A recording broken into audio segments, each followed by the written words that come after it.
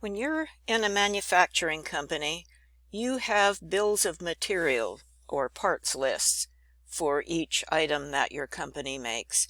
And if you want to think about a metaphor for that, think about planning a dinner.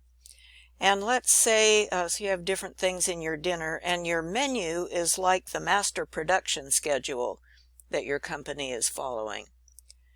Each item has a recipe. So let's say apple pie. There's a recipe that says apple pie, and it's got 2 recipes in it. If I pull out my recipe card for this, it's going to say 1 recipe of crust and 1 recipe of filling. Okay? Then I go pull out my crust recipe, and it says put this and this and this in it. I go pull out a different recipe, and it says for the filling, put this and this and this. So you can see how these recipes, these bills of material, are nested within other bills of material. This is my point. And in a company, you see assemblies with sub-assemblies and sub-sub-assemblies and so on and so forth, each of them with a bill of material that lists what material it's made out of. Let's think about a clipboard, for example. So a clipboard, let's say you work for the Acme Clipboard Company, and you make a bill of material, and your bill of material for the clipboard assembly contains this clip subassembly and a board and a quantity of 2 rivets that hold that clip to that board. So here's the clip subassembly. Maybe there's a separate department in your company that makes these.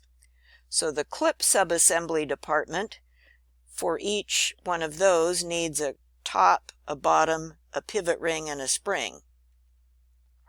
And then there's another department in your company that does these boards, and they need so many square feet of press board and some lacquer for the finish. So here we have several bills of material.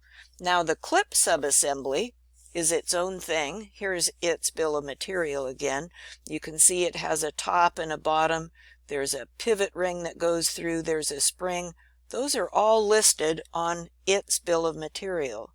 And then the top piece, here's the top piece, it has its own bill of material. And what does it contain? 18 gauge steel. The bottom piece has its own bill of material. It contains 18 gauge steel. The spring has its own bill of material. It contains some round spring steel. And the pivot rod has its own bill of material and drawing, by the way. I should have said each one of these has a drawing and a bill of material. And here's the pivot rod. It contains round stainless steel, so on and so forth.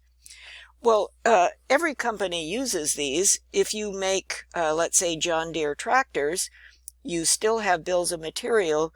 You just have thousands and thousands of items in this product, all nested probably. And the way we do bills of material are standardized by ASME. And here is the ASME standard for bills of material. They call it associated lists. That is, lists associated with our drawings. And they say, in a bill of material, you must have at least these 4 items, which I have highlighted below in this list of other possible stuff you could have. You must have an item number, a quantity, a part number, and a description. And if you want to, you can have other stuff. And according to ASME, you can put your bill of material on the drawing, which our drawings do here in this class. We have a bill of material box as part of the title block. Or you can make a separate list, and oftentimes companies will make a separate list that is actually, there's a computer database that tracks all this stuff, and you make your bill of material in a software system, and then you might print it out and it would be on a separate sheet. On a bill of material, and in a company, every item has a part number. And each company has a different system of part numbers. Here's another example. Here's our title block that we're using in this class. So I'm going to show you in our next discussion what our part number list looks like. We'll look at it briefly here. I have made up our own part numbers for our own. Let's say we have a pretend company here, and I've made up our own part number system. Whatever company you go to work for is going to have a different part number system that's all their own numbers. So we are using the method where we have a bill of material as part of our title block. So here it is. Here's the heading that says, this is the bill of material. In your drawing, you will have item number bubbles pointing to different items in your assembly drawing. And in the bill of material, here is the item number. This matches the number that's in your item number bubble. So in our handrail drawing, if item number 1 were an elbow, then on your assembly drawing you'd have a bubble with a 1 in it pointing at an elbow, and so forth. In the next column over on our bill of material is the quantity required, and this is the quantity for one assembly. It doesn't matter how many of these doodads your company makes in a week. What you put on your bill of material is how many does it take to make just one of these. So let's say you work for the clipboard company.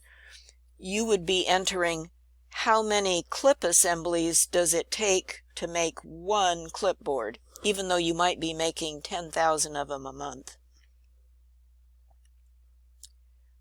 Then there's a part number.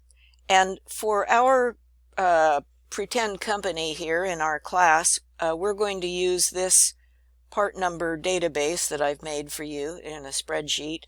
And if you are going to list some 1/4-inch plate, which is mild steel plate 1/4, you look in the list here and it says, oh, I got my description wrong. It says plate mild steel 1/4. There's the part number. That's the part number you list there.